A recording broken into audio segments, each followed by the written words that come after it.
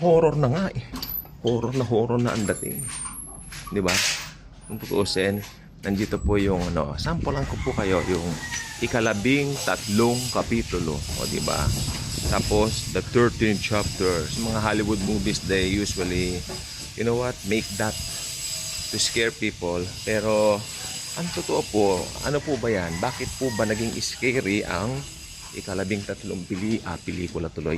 Kapitulo or ang tinatawag na 13th chapter ng Book of Revelation. Dahil, doon sa mga involved na tauhan nalalabas doon sa tawag dito nasabing chapter. At ito po ay ang Antichrist at ang false prophet na tinatawag pang halimaw o beast. Okay, merong beast coming from the sea at meron naman coming from the earth. Again, pag sinabi po nating beast coming from the sea, ito po ay mula sa ibayong dagat o kumakatawan sa isang hentil. Ano ba ang hentil? Someone na hindi Hudyo ay hentil. Okay, ano naman yung tinatawag na beast coming from the earth? Ito po ay, sa Bible po kasi, especially sa Old Testament, pag sinasambit o binabanggit ang earth, ito po ay may kinalaman sa land, sa kalupaan. So, ito po ay sumisimbolo o tumutukoy sa bansa, alam na po natin, bansang Israel.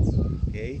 So, hindi tayo malilito kung babasahin natin ang chapter 13 ng tawag dito ng Revelation, dahil dito po talaga binabanggit po direkta kung paano po ito mangyayari. Okay? We will open the Bible dun sa mga yung nga po sinabi ko, Revelation chapter 13, and we will read, malaman natin, ito po siya. Okay. Dito po kasi, talagang binanggit po talaga dito ang direktang pagsabi sa mga beast na ito. Dalawa pong halimaw, Okay, basahin ko na po sa saling NKJV. Okay. Babasahin ko po ng diretso, hindi na ako magbabanggit kung anong klaseng talata. May kahabaan po siya, pero hindi ko po babasahin lahat hanggang matumbok lang po natin yung heart of the matter natin. Okay? Siguro babasahin ko po ng diretso, pero tingnan po natin, isa-isahin natin. Ano po? Then I stood on the sand of the sea, and I saw a beast rising up out of the sea. Ayan, dagat po. Tandaan niyo, pag dagat po, ito po ay ibayo or Gentile nations, having 7 heads and 10 horns, and on his horns 10 crowns, and on his heads a blasphemous name. Now the beast which I saw was like a leopardo ang tawag dito. His feet were like the feet of a bear, and his mouth like the mouth of a lion. The dragon gave him his power, his throne, and great authority. Okay. Yung dragon dito, alam naman natin na matandang dragon, si Satanas po. Ayan, Sinisimbolize po niya yung Satanas. Kaya ganoon po. So, may nagbigay daw ng power doon sa beast. At ito ay ang dragon. And I saw, ito pa, one of his heads as if it had been mortally wounded, and his deadly wound was healed.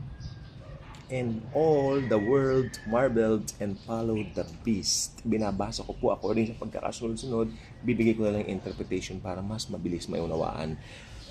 Kaya maraming naniniwala dito po sa verse 3, may naniniwala talaga na ang Antichrist ay mamamatay at mabubuhay muli. Kasi magmamarbel ang mundo, mamamangha ang mundo kapag ka nangyari yun.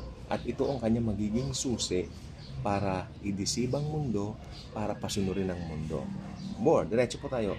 So they worship the dragon who gave authority to the beast, and they worship the beast saying, who is like the beast, who is able to make war with him.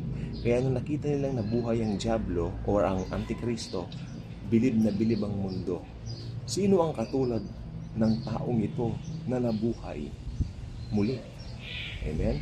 Kaya madilin lang niya ang mundo. Sapagkat ang mundo, to see is to believe. Ito pong mangyayari.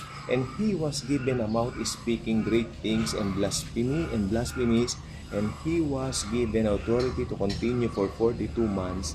Then he opened his mouth in blasphemy against God, to blaspheme his name, his tabernacle, and those who dwell in heaven.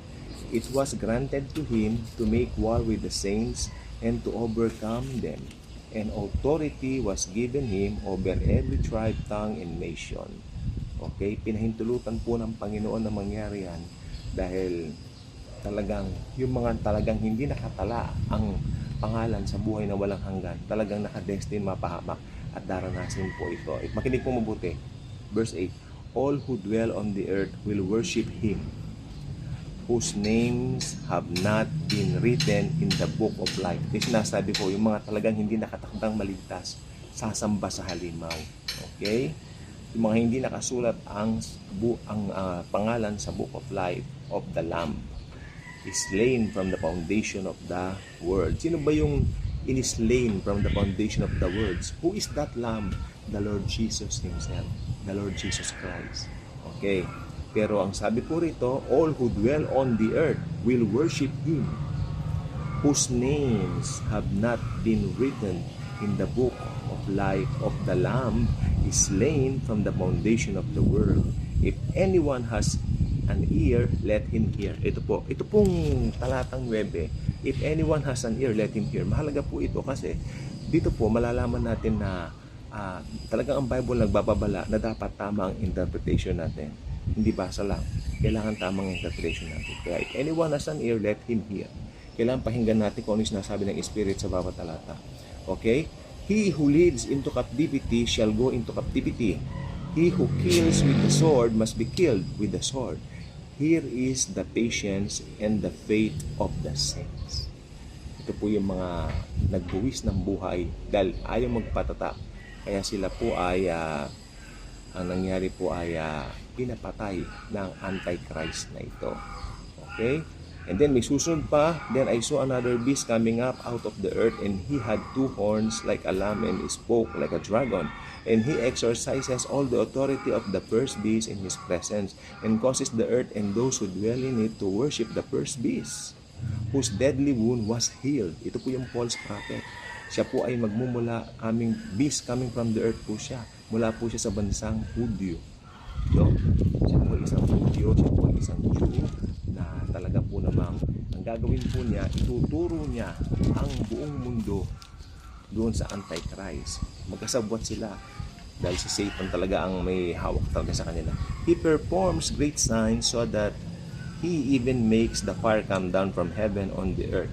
Yan, magpapaulan siya ng apoy, sabi dito. And he deceives those who dwell on the earth by those signs which he was granted to do in the sight of the beast, telling those who dwell on the earth to make an image to the beast who was wounded by the sword and lived. Magpapagawa sila ng estatwa, parang ginawa ni Haring Nebuchadnezzar dati. Malaking estatwa. Hindi ko po alam kung paano po ito, pero magre-require siya na i-worship nila yung rebultong yon. Okay?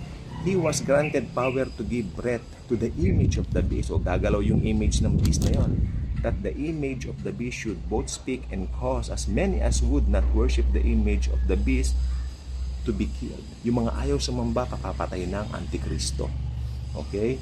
He causes all both small and great, rich and poor, free and slave to receive a mark on their right hand or on their forehead. Ito po sa verse 16, magre-require siya na magpatatak ng 666 and that no one may buy or sell. Alam niyo po yan, walang makakabili at walang makakabenta pag wala pong tatak ng 666. Ito, makalagay dito sa panghuli, verse 18. Here is wisdom. Let him who has understanding calculate the number of the beast, for it is the number of a man.